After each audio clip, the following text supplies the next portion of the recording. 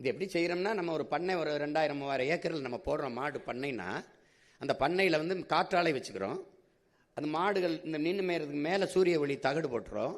அப்போ 3 மாட்டுக்கு மேய்ச்சல் நிலம், சூரிய ஒளி மின்சாரம், காற்றாலை மின்சாரம், 3 பயன்பாட்டுக்கு அந்த நிலத்தை நான் எடுத்துகிட்டு வந்துடுறேன். நான் இது கற்பனையில் சொல்லலை, உலகம் பூரா இருக்கிறத உங்களுக்கு எடுத்து காட்டுறேன்.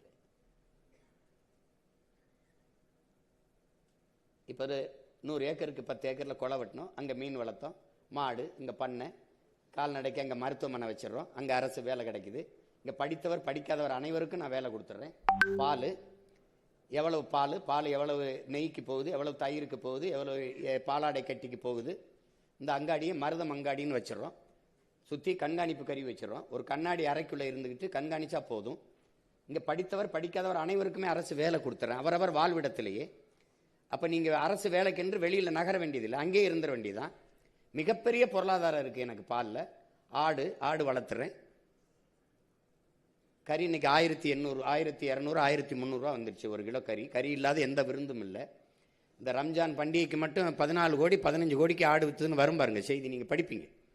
இப்போ இது பாருங்கள், மாடு வளர்க்குறேன், ஆடு வளர்க்குறேன். இந்த கழிவுகளையெல்லாம் எடுத்துகிட்டு போய் இங்கே கொட்டுறேன், ஒரு இடத்துல கொட்டுறேன். அங்கேருந்து ஈத்தேனுங்கிற இந்த உயிர்காற்று எரிகாற்று எடுத்துக்கிறேன், பயோகேஸ் எடுத்துக்கிறேன்.